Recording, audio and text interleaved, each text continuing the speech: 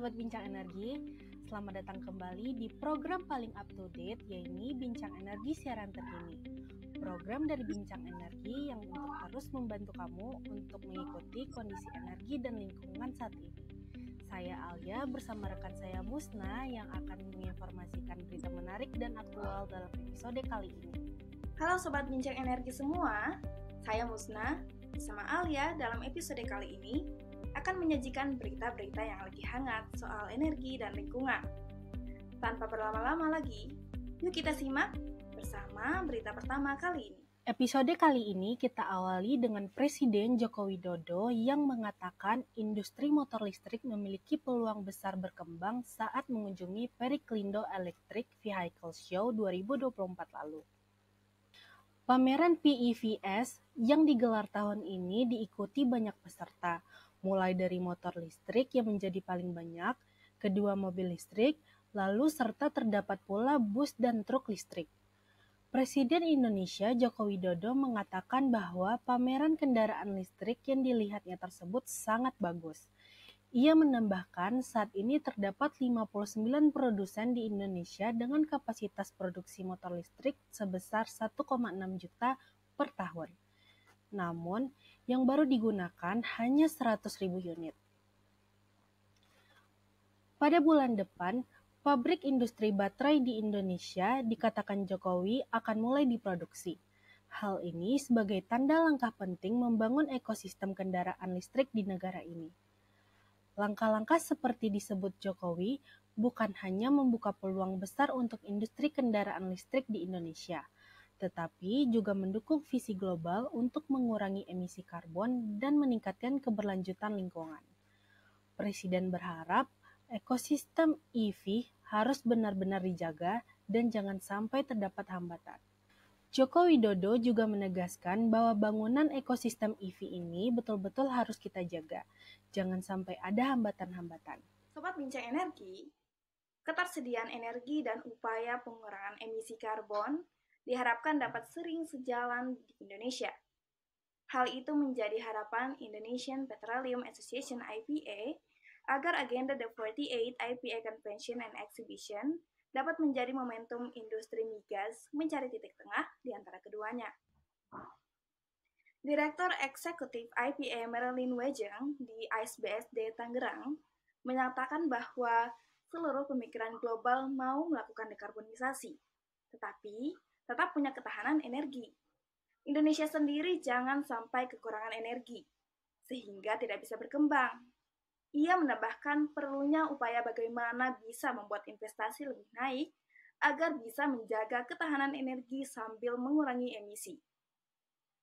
Lagi pula, Marilyn mengatakan bahwa pemerintah sudah mengeluarkan berbagai regulasi untuk mendukung pengurangan emisi karbon. Salah satunya adalah Peraturan Presiden Nomor 14 Tahun 2024 tentang penyelenggaraan kegiatan penangkapan dan penyimpanan karbon. Kendati demikian, pihaknya berharap agar aturan turunan dari regulasi itu dikeluarkan secepatnya. Sebab, ia menilai bahwa hal yang penting dalam upaya pengurangan emisi karbon adalah implementasinya. Berita selanjutnya datang dari tren dunia dalam pemanfaatan energi yang saat ini lebih condong ke arah penggunaan sumber energi yang lebih bersih dan terbarukan. Indonesia pun telah berkomitmen untuk melakukan transisi energi demi mencapai target net zero emission di tahun 2060 atau lebih cepat. Selama masa transisi menuju NZE tersebut, sektor minyak dan gas bumi akan tetap berperan penting dalam mengamankan pasokan energi. Menteri Energi dan Sumber Daya Mineral Arifin Tasrif pada pembukaan Indonesia Petroleum Association Convention and Exhibition (IPA Convex) tahun 2024 menyampaikan bahwa menurut BP Energy Outlook, total konsumsi akhir termasuk minyak dan gas mencapai puncaknya pada pertengahan hingga akhir tahun 2020-an dalam skenario Accelerated and Net Zero.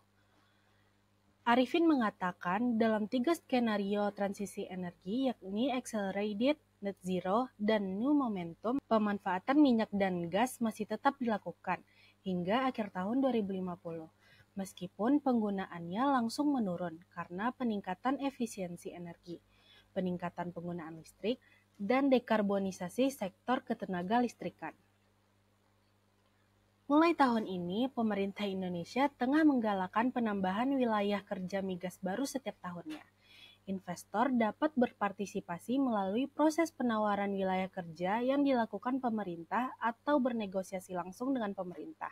Pemerintah juga memberikan beberapa fasilitas perpajakan dan insentif bagi kegiatan usaha hulu untuk memberikan iklim investasi yang menarik kepada investor terkait aspek keekonomian pengembangan migas. Sementara itu, sesuai dengan komitmen NZE, pemerintah juga telah menetapkan peraturan mengenai CCS atau CCUS, termasuk Peraturan Presiden Nomor 14 Tahun 2024 tentang penyelenggaraan kegiatan penangkapan dan penyimpanan karbon. Peraturan tersebut mencakup aspek penyelenggaraan CCS, di mana hal tersebut belum diatur dalam Peraturan Menteri Energi dan Sumber Daya Mineral Nomor 2 Tahun 2023 tentang penyelenggaraan kegiatan CCS atau CCUS pada kegiatan usaha hulu, minyak, dan gas bumi.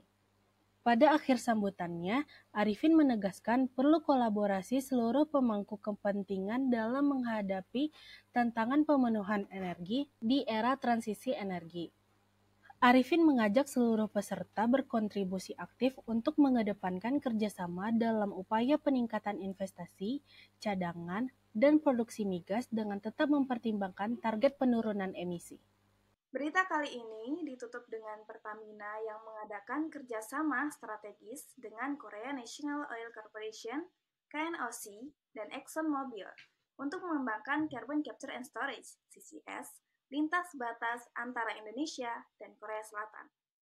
Kerjasama antara Pertamina, KNOC, dan ExxonMobil diresmikan melalui penandatanganan Framework Agreement yang dilaksanakan di ajang The 48 Indonesian Petroleum Association Convention and Exhibition. Penandatanganan dilakukan oleh Direktur Utama Pertamina, Nike Widiawati, Presiden and CEO Korea National Oil Corporation, Dong Suk Kim, serta Presiden ExxonMobil Low Carbon Solution, Asia Pacific, Irtiza Syed.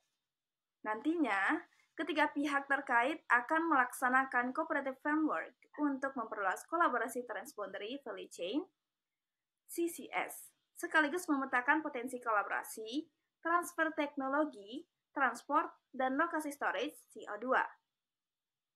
Direktur Utama Pertamina Nike Widiawati menyatakan bahwa kolaborasi ini menjadi bukti upaya Pertamina mendorong inisiatif program CCS dan penurunan karbon di Indonesia, termasuk pengembangan potensi penyimpanan CO2 domestik dan internasional di wilayah kerja Pertamina.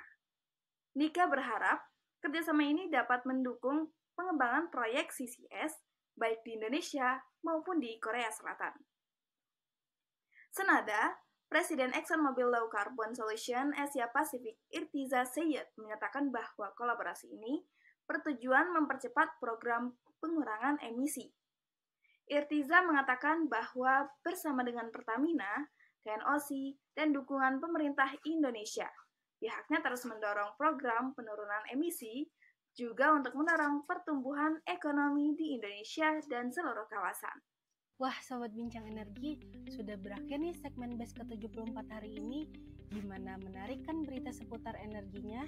Semoga bisa menambah wawasan terkini untuk Sobat BEN semua. Bener banget, Alia.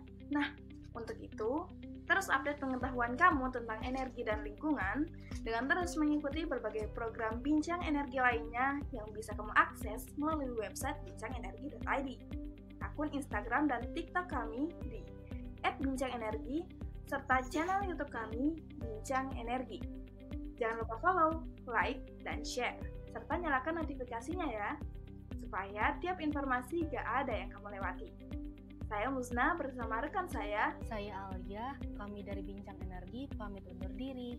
Salam energi berkelanjutan, sampai jumpa di BES selanjutnya.